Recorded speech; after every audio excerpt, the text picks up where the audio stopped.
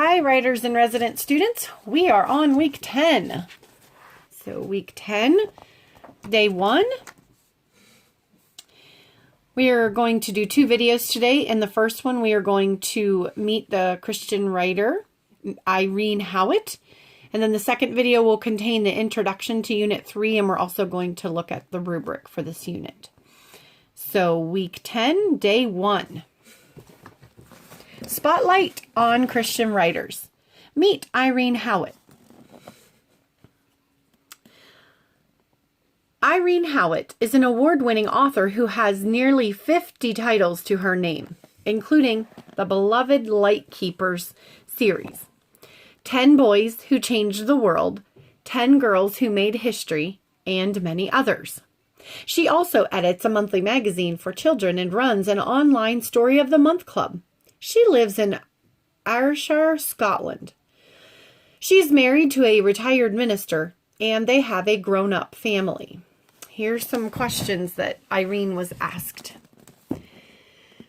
Question: did you enjoy writing as a child? If so, what did you like about it?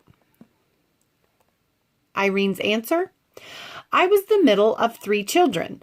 My older brother was 7 years older, and my mother didn't keep good health. My brother taught me to read and write before I went to school. I was a keen reader and writer, and nothing changed that. There's a picture from one of her books. My brother collected envelopes and would open them up to give me something to write on. I liked to write stories. As any little girl, I was into fairies and princesses and the rest. I think my stories were all pretty little girly. Question: what books or authors did you enjoy as a child and why? Irene's answer: my 2 favorite books were The Girl's Favorite Book of Heroines, which I found to be a hugely inspiring book, and a book of poems called A Child's Garden of Verses by Robert Louis Stevenson. I loved to read. When I was a girl, I went to the local library. I started at A and chose books throughout the alphabet, which meant I read a fairly eclectic mix of books as a child. Another question: how did you decide to be a writer, and why this particular kind of author? Irene's answer: in my late 30s, I was one of those very busy mothers who was always taking her children here, there, and everywhere. When I became disabled and began suffering a fair degree of pain, I decided then to go to college to study theology and history. I thought that the answers to the questions I was asking about God and suffering were to be found in theology and scripture. I took copious notes and studied hard to find what pain was all about in a theological context. My professor asked if he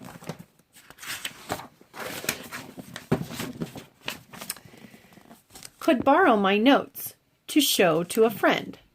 And the next day, I heard from his friend, a publisher, asking if he could publish my book. He asked for another, and eventually I ended up working for this publisher as a writer. So I tell people that publishing came up behind me and jumped on me, rather than me looking for it.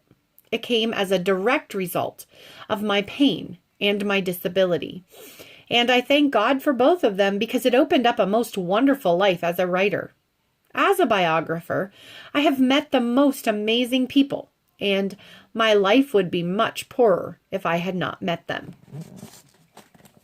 Question: where and when do you write? Irene's answer: in my study and every day.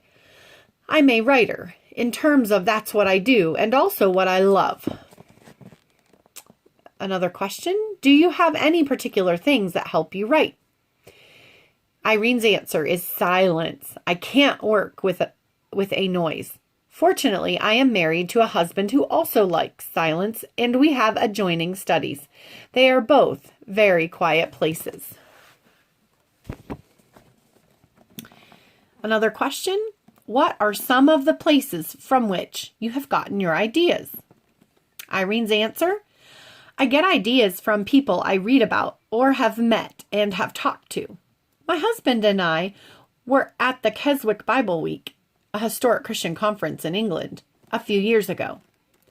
A Russian gentleman was introduced on the platform, and there were only about 4 minutes of conversation. He was a Bible smuggler who started a Gideon's group in Russia. I looked at my husband, and the reaction in Angus's eyes was, "Don't even think about it. He lives in Russia." But I knew in my heart that I wanted to write the man's story. The following day, I managed to engineer a meeting with him that included many other people. I walk with the use of crutches, and after our short conversation, I emailed him and said I was the one with the crutches. We corresponded for a year and a half. I asked him if I could tell his story, and he said he didn't have a story to tell. He prayed about it anyway, and later emailed me saying his pastor told him he should tell his story. His story resulted in My Beloved Russia, a book which has sold thousands of copies and has even led to some conversions. There's another picture from one of her books. So Irene was also asked, do you do any research before or while you write? If so, what kind? How do you make sure you're doing enough and the right kind of research? The answer is, I spend more time researching than writing. I just finished a book about Robert Moffat yesterday. He was a missionary in South Africa and the father-in-law of David Livingstone. I was researching him for over a year with biographies about him in every room of my house. Now the book is finished, and I am already missing Robert. He has become a part of my life, you see. I research so much that when my research stops, there is a real missing of the person because I know the person. I write sitting at my computer with my research books beside me. I hold them all open with clothes pegs. They're all round about me, and I go between them as I write. Another question. What are some things you find that you often do to improve your writing during the revision process? Irene answers, I get my husband to read what I write when it's finished, but not in the process. He is able to tell me if it reads like a story. I go through it many times, with weeks or a month between readings, so that each time I come to it fresh. I make many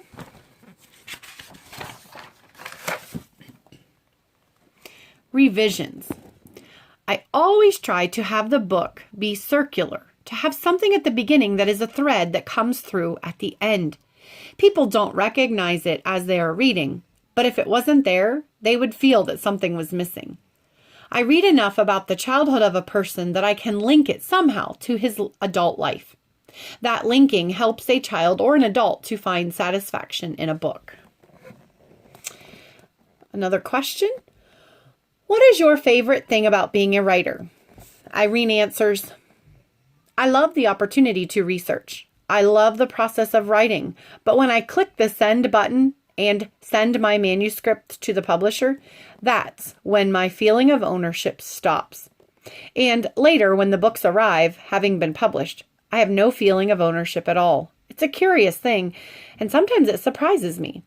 I think it's because I write them for people. It's like buying a gift. You think about it and choose it and wrap it carefully. But after you give it, it's not yours. When I write, I have a person in mind, and I am writing for that person and people like them. And the last question for Irene Howat is, what advice do you have for young writers? Irene's answer is read, and keep reading. Keep at it. Don't be discouraged. Write for a specific person. Write to writers. If you like a book, write to the person who wrote it. Most writers will write back, and that can be a real encouragement to a young person. Trust yourself and be confident in your writing. Everyone has a story worth telling. It's yours. It's unique, and you need to trust your story. On the other side, know your craft and be good at your craft. Listen in English class and read all that you can read. You need to be able to deliver your message in an intelligent, knowledgeable way. There is a balance between creativity and skill, and it really takes both. And that's a neat encouragement for us, that God would give us that wisdom to find that balance between creativity and skill. All right.